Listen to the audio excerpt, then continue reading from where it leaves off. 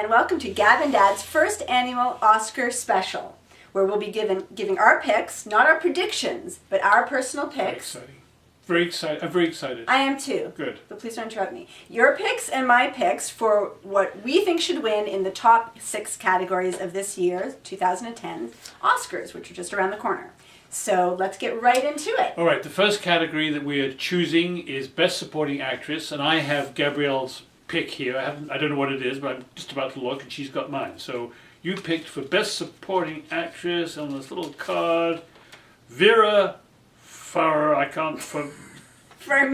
Thank you, Vera Farmiga. From Up in the Air. Right, from Up in the Air. Yes. Right. I thought this was a kind of a weak category, difficult to choose. I agree. But overall, I thought her performance did the most for that film for me. All right. And Dad picked in the category Best Supporting Actress, Vera Farmiga. There you go. So it's a certain thing for her. Then. Wow. Well, yeah, for sure. Yeah. I'm a bit surprised by that, but No, well, I liked her in Up in the Air. Even though you can't say her name. Even though I can't say her name. Yeah.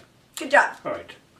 The next category is Best Supporting Actor, and Gabrielle's pick was Christoph Waltz. That's in Inglourious Basterds, right? Yes. Christoph Waltz. Yeah. Good pick. Yeah, that one was easy for me. pick. Ever since I saw the film, I thought he was real standout. Yeah, he was good. He was maybe the best thing about that film. And he's probably the favorite, the front runner as well. Is he? Okay. I would say. And Right. Let's see what you said. Matt Damon. Matt Damon. For Invictus. For Now, Invictus. you've seen that and I have not. So. Yeah, no, I thought he was very good in that. Yeah? He nailed perfectly the Afrikaner captain of the Springbok rugby team. Do you know the captain personally? No, I never met him. No, I know, but he. So how do you know he nailed him perfectly? Well, as you know, I've had quite a lot of South African experience, and he just got the accent right. He got the type right. It was excellent. Interesting. All right, so we've got 2 separate picks there. Good stuff. Next. All right, now we're getting to the more interesting categories, perhaps. Best Actress, and Gabrielle's choice for Best Actress is, drum roll please. We have no drums. No.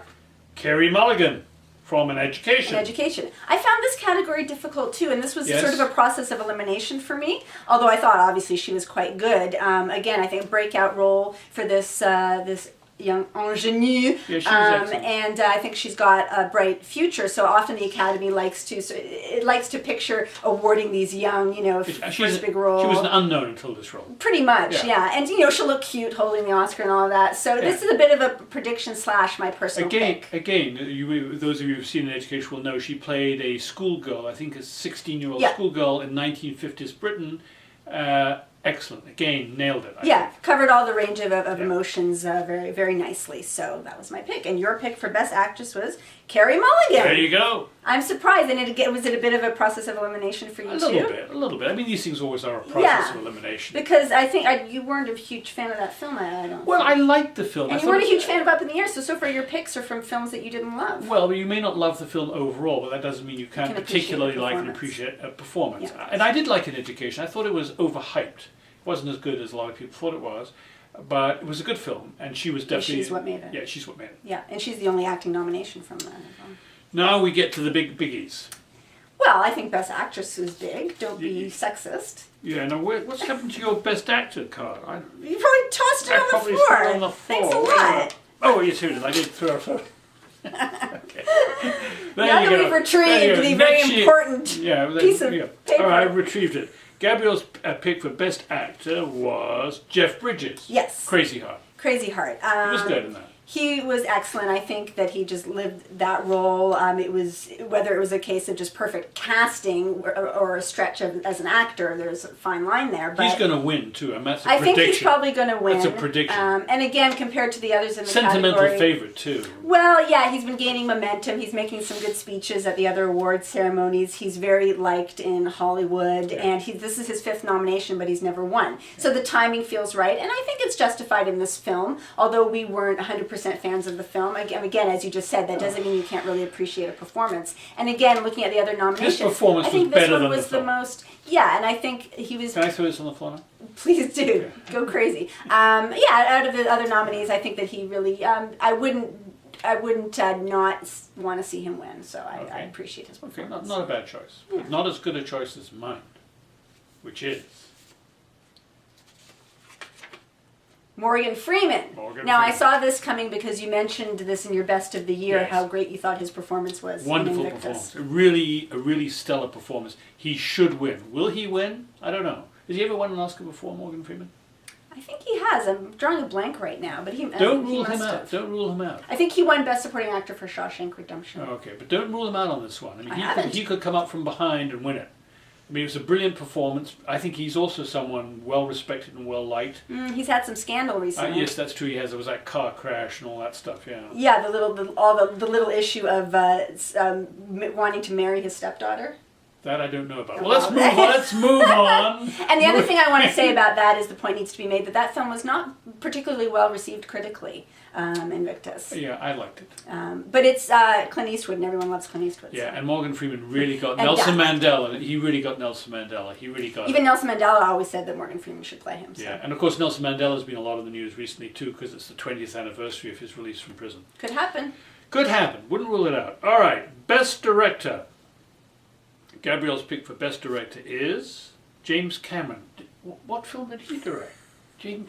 Just a little. It came and it James went Cameron. quickly. A little art house film. Never heard of it. Yeah, I had to go with James Cameron here. I mean, whatever you think of Avatar, that's the film that he's nominated for. What was it called? Avatar. Oh, Avatar. Whatever you think of that film, most people have heard of all of the long road that it took to get this film made, Yes, it was, and everything that James Cameron went through to have his vision brought to life the way that he envisioned it, including inventing new kinds of cameras. But simple hard work doesn't make you a great director. I mean, there's lots of hard-working directors who aren't great. A director is recognized for delivering a product, and everything that he did up to. But it has to be a good product.